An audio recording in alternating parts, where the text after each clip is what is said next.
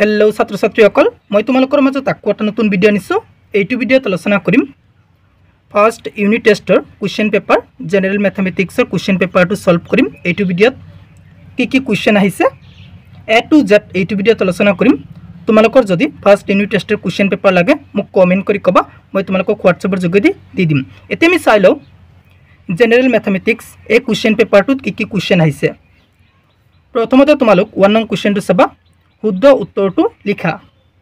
1 नং question तो तलर कोनटो अजुग्म संख्यार वर्ग चारिटा ऑप्शन दिसे। यार भितरत शुद्ध उत्तर तो हबो 169। एटु केनेকৈ हल तुम्हालोक चाबा दे तलर कोनटो अजुग्म कइसे हने नाइ तेनहले तुम्हालोक चाबा एकকৰ घरत कोनटो संख्या अजुग्म।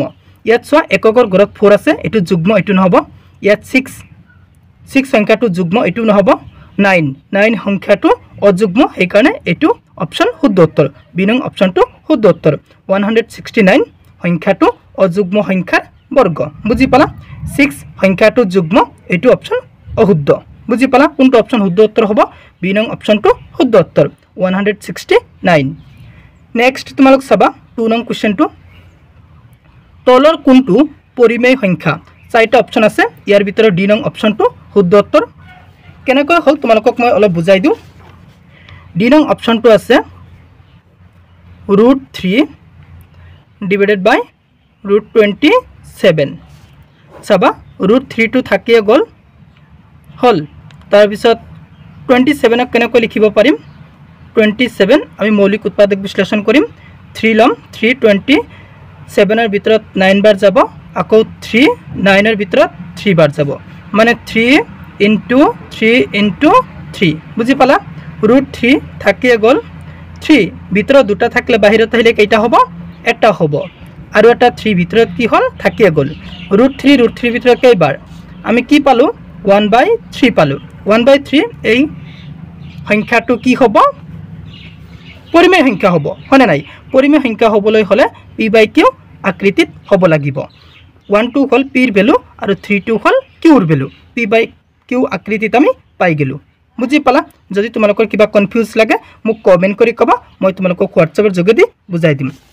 कोनটো ऑप्शन शुद्ध उत्तर हबो डी नং ऑप्शन तो शुद्ध उत्तर। नेक्स्ट क्वेश्चन तो चाबा 3 नং 11 स्क्वायर और 12 स्क्वायर मजत केटा स्वाभाविक संख्या আছে। क्वेश्चन तो कि কৈছে 11 स्क्वायर और 12 स्क्वायर। এতিয়া চাবা তোমালোক 11 स्क्वायर और 12 स्क्वायर এই দুটো সংখ্যাৰ মাজত কেটা স্বাভাৱিক সংখ্যা আছে। এনেকুৱা क्वेश्चन দিলা তুমি চাবা 11 और 12 এই দুটাৰ ভিতৰত কোনটো সৰু 11 সৰু 11 ৰ লগত কি কৰিবা 2 পূৰণ কৰিবা 2 * 11 কি হ'ব 22। বুজি পালা যদি তোমাক কেনেকৈ দিয়া 17 স্কয়ার আৰু 18 স্কয়াৰৰ মাজত কেইটা স্বাভাৱিক সংখ্যা আছে তেতিয়া তুমি চাবা 17 আৰু 18 এই দুটাৰ মাজত কোনটো সৰু 17 সৰু 17 ৰ লগত 2 পূৰণ কৰি দিবা কি হ'ব 34 টা স্বাভাৱিক সংখ্যা আছে।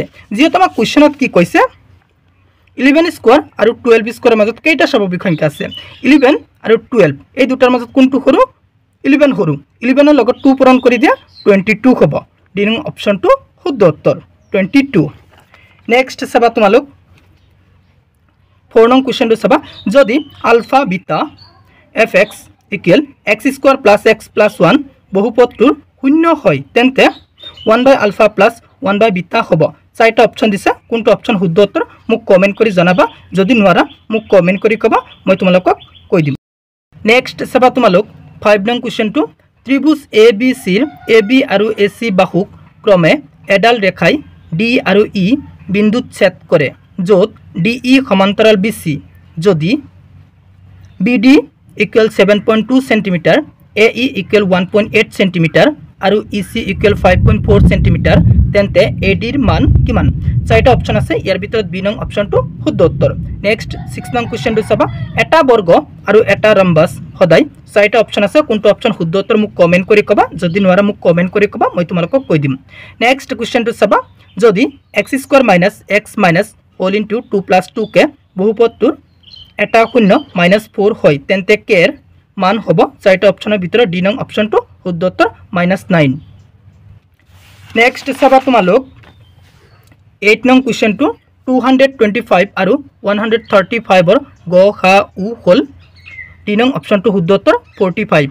নেক্সট 9 নং কুৱেশ্যনটো চাবা তলৰ কোনটো নিৰৱধি পৌনপুনিক দশমিক 4টা অপচন আছে ইয়াৰ ভিতৰত বি নং অপচনটো শুদ্ধ উত্তৰ নেক্সট চাবা 4x² - 8x ৰ শূন্য কেইটাৰ পূৰণফল হ'ল এটো কোৱেশ্যন তোমালোক মোক কমেন্ট কৰি কবা কোনটো অপচন শুদ্ধ উত্তৰ যদি নোৱাৰা মোক কমেন্ট কৰি কবা মই তোমালোকক কৈ দিম তিনিটা কোৱেশ্যন মই কমেন্ট কৰি কব দিছো 4 6 নেক্সট চাবা তোমালোক আৰু 10 এই তিনিটা কোৱেশ্যন মোক কমেন্ট কৰি কবা কোন কেইটা অপচন শুদ্ধ উত্তৰ বাকি কোৱেশ্যন কেইটা তোমালোক চাই লোৱা 2 নং কোৱেশ্যনৰ A B C D কোনবিলাক আহিছে তোমালোক সলভ কৰিবা যদি নোৱাৰা মোক কমেন্ট কৰি কবা স্যাৰ মই নোৱাৰো আপুনি সলভ কৰি দি দিয়ক মই তোমালোকক সলভ কৰি দি দিম নেক্সট চাবা তোমালোক কোন কেইটা কোৱেশ্যন আহিছে একেটা কোৱেশ্যনৰ পৰা বহুত কমন থাকিব তোমালোকৰ ভালকৈ চাবা দেই মোস্ট ইম্পৰ্টেন্ট একেটা কোৱেশ্যন মই তোমালোকৰ কাৰণে